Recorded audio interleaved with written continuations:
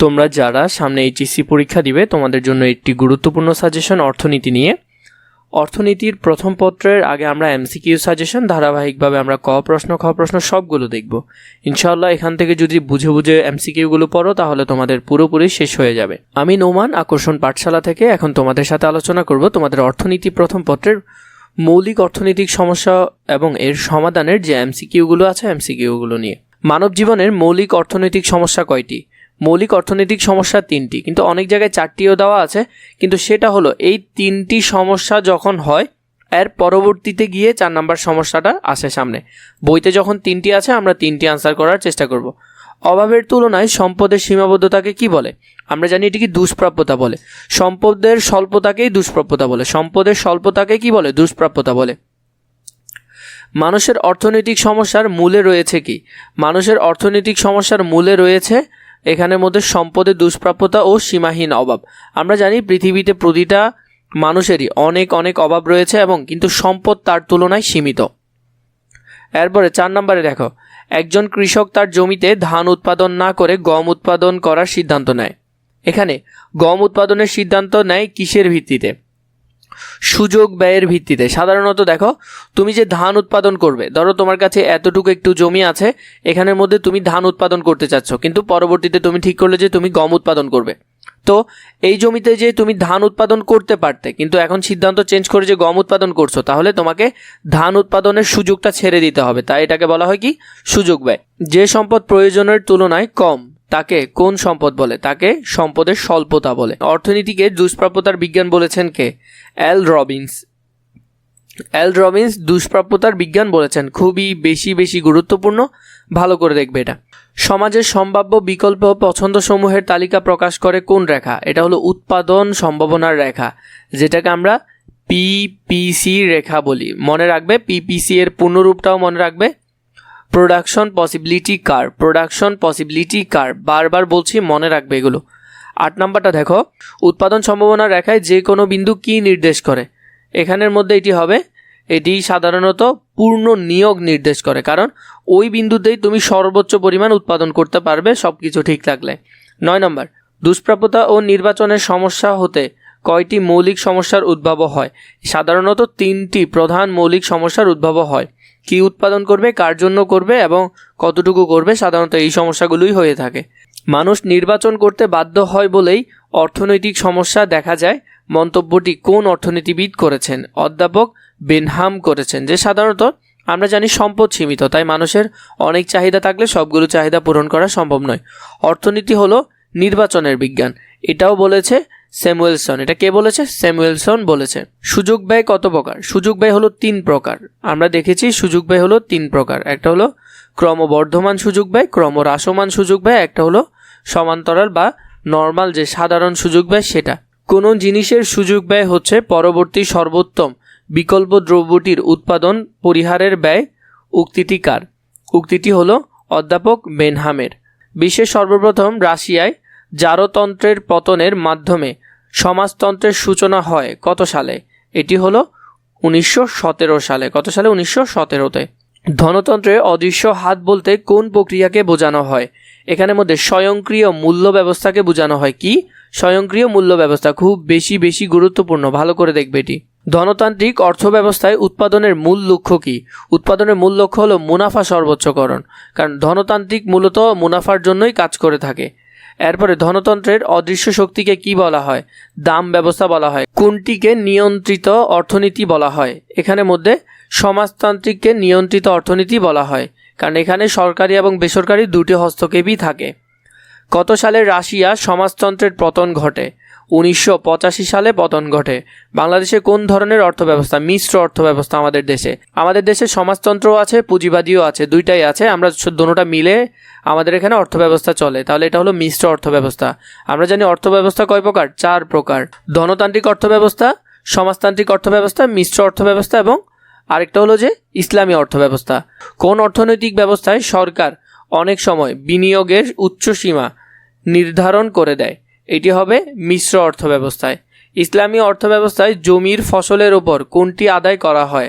এখানে আদায় করা হয় উসর আদায় করা হয়। এটা একটু দেখবে, ইউনিক কোয়েশ্চেন এটা।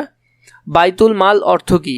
বাইতুল মাল হলো এখানের মধ্যে সরকারি তহবিল গঠন। আমরা জানি সৌদি আরবের মধ্যে যেখানে খাবার স্টোর করে রাখা হয় বা সরকারি যেখানে খাজনা রাখা হয়, কোন অর্থনীতিবিদ সর্বপ্রথম ব্যষ্টিক ও সামষ্টিক অর্থনীতি ব্যবহার করেন?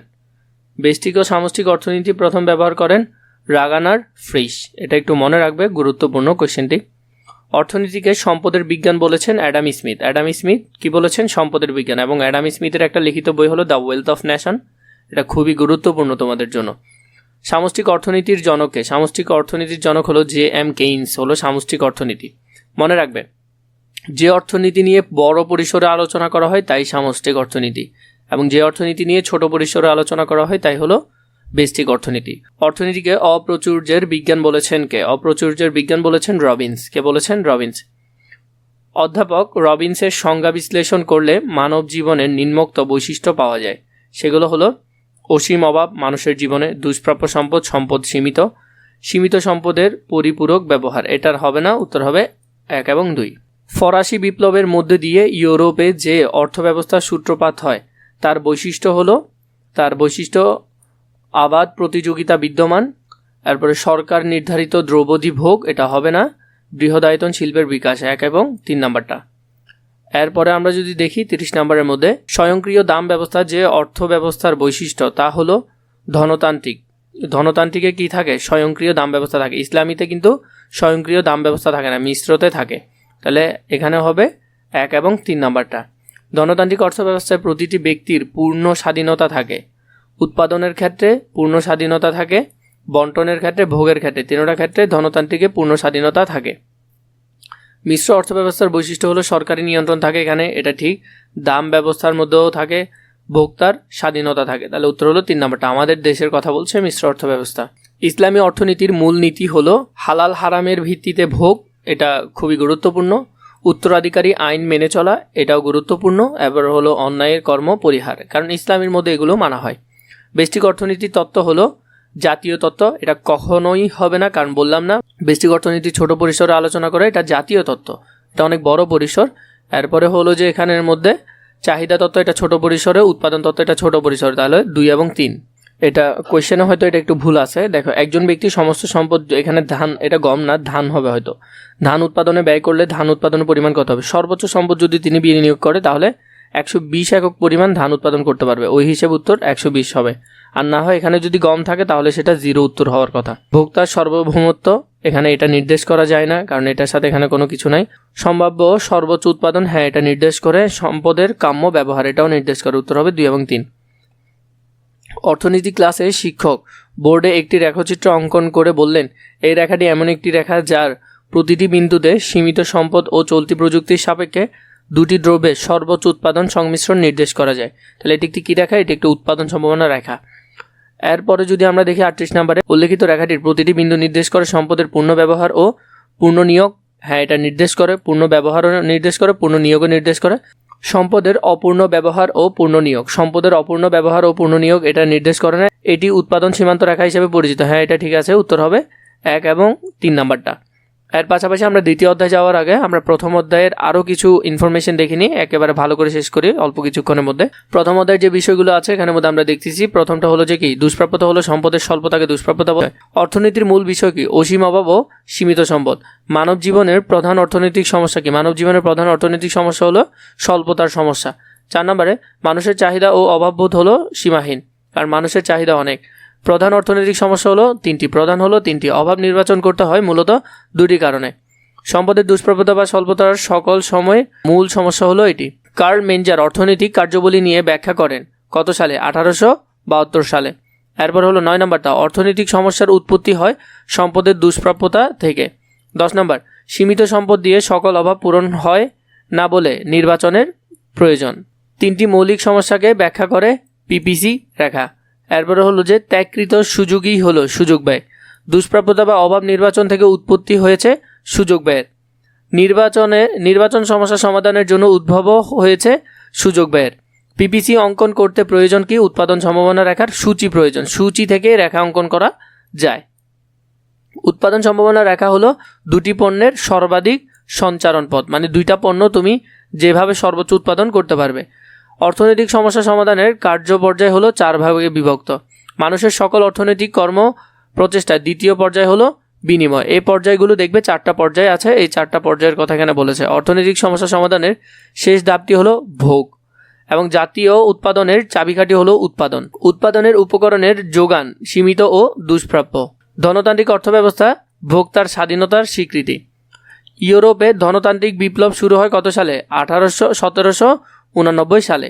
ধনতান্ত্রিক অর্থব্যবস্থার সূত্রপাত হয় ইউরোপে। খুবই বেশি গুরুত্বপূর্ণ দেশগুলোর নাম মনে রাখবে। এর পাশাপাশি তোমাদেরকে একটা কথা বলে রাখি, তোমাদের যদি এরকম দাগানো বই প্রয়োজন হয়, ইনশাল্লাহ এখান থেকে তোমরা হুবহু 100% কমন পাবে। তোমাদের যে বিষয়গুলো পরীক্ষা আসে সেগুলাই শুধু এখানে আন্ডারলাইন করা হয়েছে। তোমরা যদি বইগুলো নিতে চাও তাহলে এই নাম্বারে অথবা নিচে থাকা ডিসক্রিপশন বক্সে ফেসবুক পেজে মেসেজ দিয়ে খুবই অল্প দামে বইগুলো চাইলেই নিতে পারো।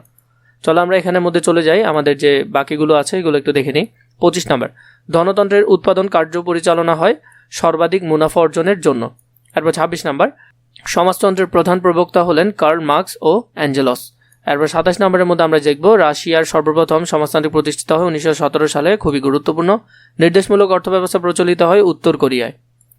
এবং 29 নম্বরে নির্দেশমূলক অর্থব্যবস্থায় সকল সম্পদের মালিক হলো রাষ্ট্র।